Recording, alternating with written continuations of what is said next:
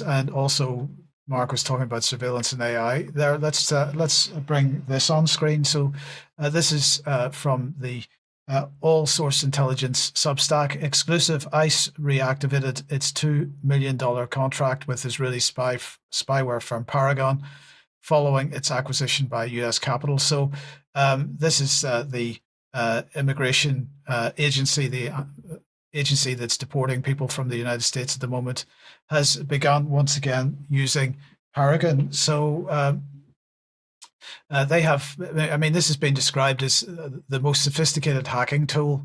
And this is following the Trump's decision to renew the contract. We'll come on to that in a second. But this is Paragon. They produce a spyware product called Graphite, developed by Paragon Solutions, which was established in 2019 by Ehud, well, can you pronounce that name? Schnorson, a former commander of Unit 8200. That's, of course, Israel's elite military intelligence unit, effectively a military equivalent to the NSA or GCHQ. And also a founder is Tomer Barak, who's also got associations with Israeli intelligence circles.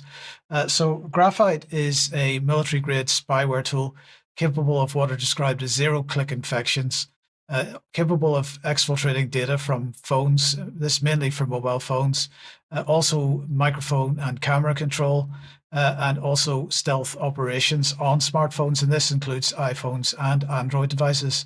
They began selling Graphite to US law enforcement agencies in 2021, and that ICE signed the original contract with them in late 2024. At the beginning of this year, then WhatsApp discovered a global spyware campaign using Graphite that targeted 90 individuals, including journalists and activists, in more than 20 countries. And not long after that story broke, Citizen Lab confirmed that Paragon's Graphite was also used in Italy against journalists there, leading to the termination of the contract in Italy. So let's just put that on screen.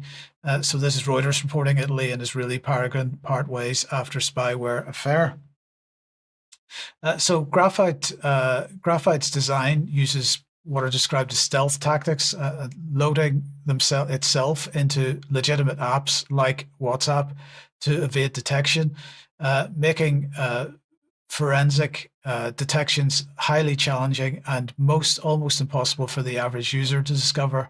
It's easily installed in targeted phones and on including the latest iPhones, and that is confirmed in Security Week. I have a headline here saying Paragon Graphite spyware linked to zero-click hacks on newest iPhones, which should be no surprise because, as Mint Press reported in July, with the dozens of former Unit 8200 staff now employed by Apple, and the question is to do what? Are they, in fact, there as legitimate employees, or are they there to perhaps manufacture into future Apple products? Plenty of attack vectors that allow this type of software to operate. Yeah. So I think this is an important issue, and something that we've been talking about Unit 8200 for quite some time. We absolutely need to maintain focus on that and its role in founding many of the tech companies that we rely on day to day. In the meantime, then social media yesterday was highlighting the case of Bayan Mavalwala II, who is a former Army sergeant, U.S. Army sergeant, who survived a roadside bomb blast on a special operations mission in Afghanistan. He's also son of a decorated U.S. military intelligence officer. He was arrested by the FBI in July and charged with conspiracy to impede or injure officers following a scuffle with an ICE officer who was completely masked and not really identifiable as an ICE officer at one of the protests that Mark was talking about a couple of minutes ago. So he was arrested. The protest itself took place about a month before the actual arrest took place. And now this is being described as an escalation of the Trump regime's attacks on First Amendment rights. We can talk about that in extra. And I just want to mention that in an effort to sort of deal with the massive overreach of ICE agents apparent massive overreach at the moment.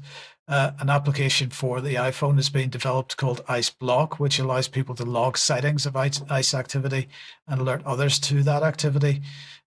Of course, it's not without limitations and flaws, but people really should probably be asking what has happened to the United States that this is even a thing. Any thoughts? I think it's immensely dangerous. The first level is that we've got one country, we've got Israel, now burying itself not only inside the government systems of other countries, the US and the UK, but it's also buried itself inside the intelligence and the security services. So absolutely unaccountable to nobody. And now we're getting to the level of street arrests based on these sorts of partnerships. It's very dangerous, I think. Right. Well, here in the UK, here's the Plymouth Herald, because the surveillance state rolls out apace. So the Herald here has published a report highlighting the use of AI-powered surveillance cameras in Devon and Cornwall, which apparently cost 10,000 drivers being very naughty indeed. The cameras are supplied by this organisation, AccuSensus. Now, these systems can capture images showing the inside of your car, including the driver, passengers, and children. And AccuSensus claims that non-infringing images, so anything that it hasn't captured wrongdoing, we can be rest assured that these are deleted immediately, and we believe that, of course. And privacy safeguards like data encryption and limited access are in place, is what they claim. Now, another AI camera system gaining traction in the UK is from Flock. Now, these are also being rolled out in the EU and in the United States as well. And these are not just roadside cameras aimed at searching for drivers using mobile phones. These are being deployed in place of standard CCTV cameras all over the place. Now, there's a website that I want to draw your attention to here called DFlock. It's tracking the deployment of these cameras worldwide, and they provide an interactive map so you can see exactly where they are. Now, there aren't huge numbers in the UK relative to the number of CCTV cameras that we have in the country as yet, but you can see there's broad usage right across the country, and actually the Midlands is probably the biggest user of these cameras yet at this point. So this is a deployment that many people are unaware of. And so on. So, we got to consider this within the context of the whole AI agenda that the UK government is pushing out at the moment. And in order to encourage and exploit this kind of surveillance state, the British government has published a new AI assurance roadmap, which they say will look to add billions of pounds to the economy and create scores of new jobs. So it's really worth the effort here. But anyway, AI assurance is all about assuring you and me that AI is to be trusted and that there's nothing at all to worry about. So the Starmer government is pushing millions of pounds of taxpayers' money into, for example, convening a UK consortium to work towards a future AI assurance profession, and establishing a new forum for multi-stakeholder collaboration. These are their words, of course. This is going to be driven by the AI Assurance Innovation Fund, which is going to get an initial bung of £11 million, with lots more cash to come in the future. And the government also announced a £2.7 million boost to develop a regulator capability, which, as we know from, for example, from the MHRA, means an enabler capability. So to sort of demonstrate that this is a uniparty issue, let's hear from a name that we possibly have tried to forget, and that's Rishi Sunak. Everyone's talking about the race to build AGI. AGI, Artificial General Intelligence. What do you define as AGI? An AGI. How close are we to AGI?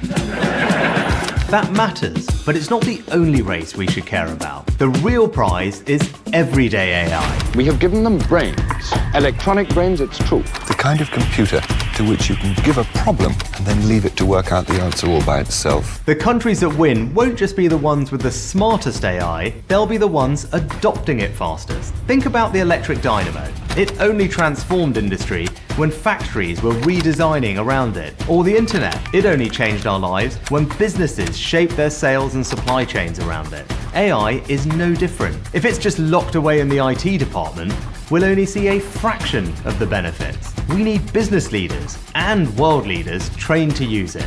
We need workers given the right skills now, not in 10 years. And we need public services ready to use it. And that also means getting the regulation right, protecting against real risks like bio or cyber threats, without burying people in rules that make using AI impossible. I'm working with the Hoover Institution at Stanford University to map out the practical steps that governments, businesses, and innovators can take to win the race to everyday AI. And to do that, I want your input in this early stage. Thousands have already had their say, but if you haven't yet, click the link below to complete a short survey.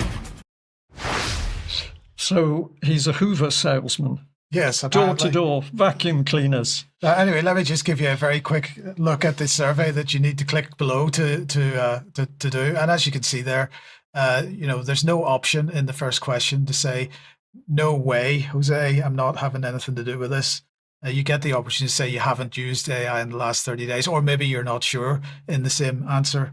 But, it is pathetic. But the point here is, assuming anybody hasn't been physically ill having to watch that, here we have, a former prime minister absolutely shilling for this industry. Yeah, just a throwaway comment from me. Of course, if you're a car driver, in your car, you will have a sun visor.